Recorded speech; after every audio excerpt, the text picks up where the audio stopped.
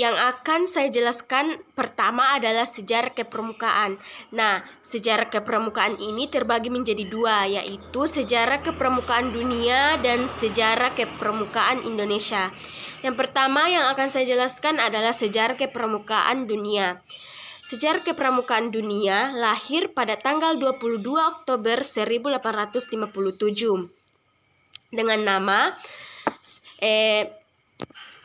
Robert Stephenson Smith dan ayahnya bernama Domin Baden-Powell.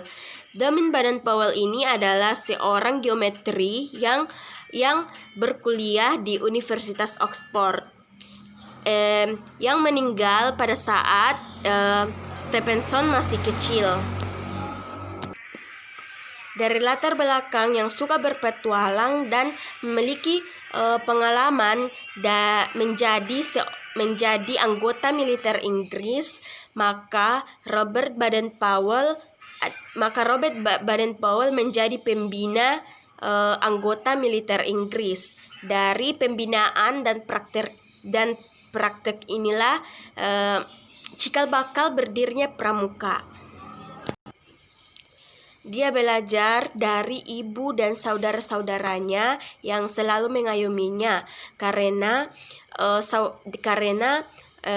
ayah dari Baden-Powell sudah meninggal pada saat dia masih kecil. Pada awal tahun 1908, Baden-Powell menulis pengalamannya untuk acara kepramukaan. Dan kumpulan tulisannya ini dibuatkan buku dan diberi judul Scouting Boys. Buku ini sangat terkenal di Inggris sampai ke negara-negara lain, dan dengan ini berdirilah organisasi kepramukaan yang hanya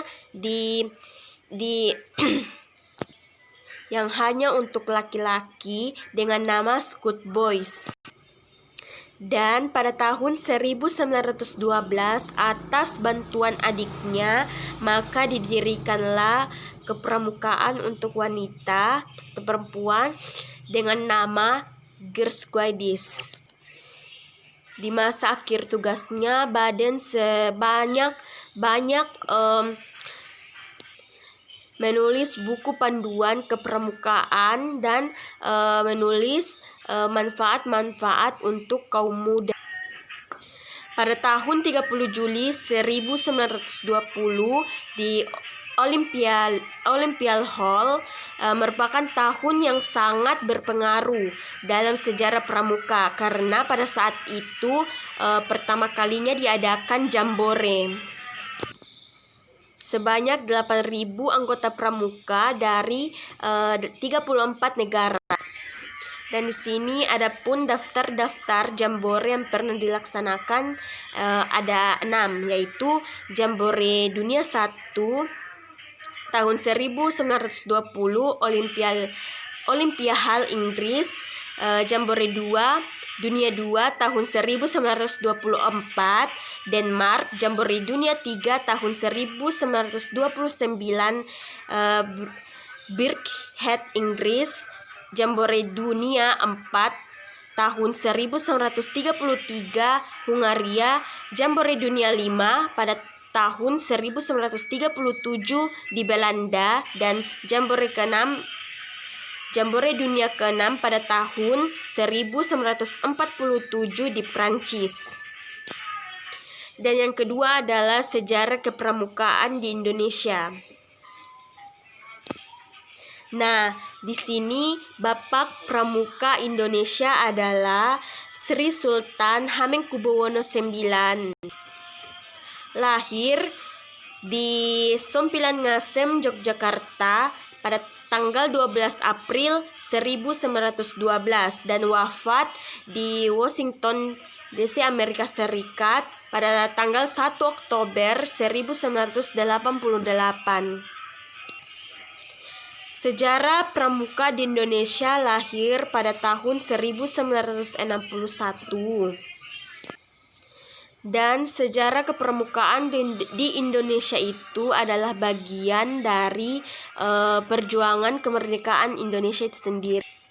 Dan gerakan pramuka di Indonesia diawali dengan didirikannya gerakan kepanduan penjajah Belanda di Indonesia yang bernama NIPV, yaitu Nederland Insight Penvinders Privileging.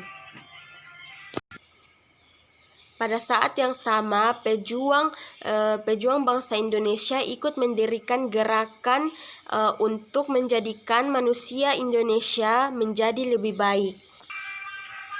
Dan pada saat itulah muncul berbagai macam organisasi. Dan pada akhirnya Belanda pada saat itu mencurigai karena banyaknya gerakan-gerakan pada saat itu. Jadi Belanda melarang menggunakan istilah Penvinders. Dan dengan adanya larangan itu, maka Kiai Haji Agus Salim menggantinya dengan nama Pandu atau Kepanduan. Dan nama Pandu masih digunakan sampai kemerdekaan. Materi yang kedua yang saya akan jelaskan adalah latihan keterampilan baris berbaris atau LKBB. Dalam materi ini yang akan saya jelaskan terlebih dahulu adalah pengertian dari LKBB ini. Baiklah, yang pertama yang akan saya latihan keterampilan baris berbaris, yaitu pengertiannya yaitu suatu wujud fisik atau yang diperlukan untuk menanamkan tata cara suatu organisasi dalam masyarakat yang diarahkan kepada terbentuknya perwakilan tertentu. Yang kedua adalah maksud dan tujuan. Tujuan keterampilan baris berbaris adalah untuk menumbuhkan sikap jasmani yang tegap tangkas, rasa disiplin. Tujuannya yaitu untuk menumbuhkan sikap jasmani yang tegap tangkas, rasa disiplin dan tanggung jawab. Nah, sekarang aba-aba. Aba-aba adalah suatu perintah yang diberikan oleh seorang pemimpin kepada orang yang dipimpin untuk dilaksanakannya pada waktunya secara berturut-turut atau secara serentak. Macam-macam aba-aba ada 3, yaitu aba-aba petunjuk, peringatan, dan pelaksanaan. Dan ada pun contoh dari aba-aba petunjuk, yaitu contohnya itu kepada pemimpin upacara, hormat, gerak. Aba-aba peringatan contohnya itu adalah lancang kanan, gerak. Dan yang terakhir adalah aba-aba pelaksanaan. Contohnya itu adalah 2 langkah ke depan jalan. Adapun isyarat komando dengan peluit itu ada sekitar 19, dan di sini saya akan menyebutkannya hanya beberapa saja, yaitu berkumpul, berpisah, berbaris, bersiap, maju, berhenti, balik kanan, dan istirahat di tempat. Dan masih baik lagi, namun saya hanya menyebutkannya begitu. Adapun macam-macam gerakan dasar PBB, yaitu yang pertama adalah sikap sempurna, istirahat di tempat, lancang kanan, lancang kiri, hadap kanan, hadap kiri, balik kanan, hadap serong kiri, hadap serong kanan, berhitung, hormat, dan jalan di tempat. Bentuk barisannya itu ada banyak. Yang pertama itu berderet, kedua tangan dibentangkan ke samping selurus dengan bahu. Yang kedua adalah angkare, kedua tangan diacungkan dan dikepalkan ke atas. Dan yang ketiga adalah lingkaran besar, kedua ujung jari didekatkan di atas kepala. Di sini ada banyak bentuk barisan dalam PBB, namun mungkin hanya itu yang dapat saya jelaskan, dan selanjutnya saya akan menjelaskan perlombaannya. Ketiga yang akan saya jelaskan adalah pioneering. Baiklah, saya akan menjelaskan pengertian dari pioneering. Pioneering adalah adalah salah satu teknik pramuka dalam penggunaan peralatan tongkat dan tali yang dirangkai menjadi sebuah model atau objek seperti bangunan kreatif, tandu, menara kaki 3, menara kaki 4, dan masih banyak lagi. Nah, di sini saya juga akan menjelaskan tali temali. Istilah tali temali dalam pramuka sering dicampur adukan dengan tali. Simpul dan ikatan hal ini sebenarnya berbeda. Simpul adalah hubungan antara tali dengan tali, dan ikatan adalah hubungan antara tali dengan benda lain. Tujuan pioneering adalah memberi informasi, ilmu baru, dan mengasah keterampilan setiap peserta. Membuat semua model suatu objek sederhana yang nantinya dapat diaplikasikan dalam kepramukaan atau kehidupan sehari-hari. Manfaat dari pioneering ada 3. Yang pertama, memupuk rasa kebersamaan, kompakan. Yang kedua, dapat diterapkan pada saat-saat genting maupun P3K. Yang ketiga, memproyeksi pemikiran peserta dalam merancang suatu objek sebenarnya, bukan model. Nah, di sini saya akan menjelaskan macam-macam simpul.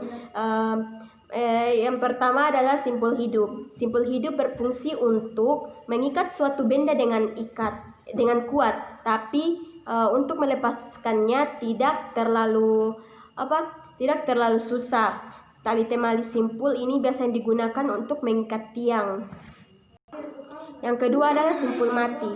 Simpul mati adalah simpul yang biasanya digunakan untuk mengakhiri suatu simpul. Simpul ini berfungsi untuk menyambung dua utas tali yang sama besarnya dan tidak licin. Selanjutnya adalah simpul pangkal. Simpul pangkal merupakan salah satu simpul yang sering sekali digunakan untuk mengawali atau mengakhiri suatu simpul lainnya. Mungkin hanya itu simpul yang dapat saya jelaskan, dan sekarang saya akan menjelaskan bagian dari macam-macam ikatan. Yang pertama adalah ikatan palang. Ikatan palang berfungsi untuk mengencangkan kedua tongkat secara vertikal dan horizontal. Yang kedua adalah ikatan kaki 3. Fungsi ikatan kaki 3 adalah untuk mengikat 3 tiang sekaligus dalam satu ikatan untuk membuat kaki 3. Selanjutnya adalah ikatan silang. Ikatan ini berfungsi untuk mengikat 2 buah tongkat bersilangan dan tidak membentuk siku-siku. Dan yang terakhir adalah ikatan cangga. Berfungsi untuk menyambung tongkat dengan tali secara sejajar. Nah, mungkin hanya itu yang dapat saya sampaikan. Kurang lebihnya mohon dimaafkan. Minal aidin wal faizin. Wassalamualaikum warahmatullahi wabarakatuh. Dan salam pramuka.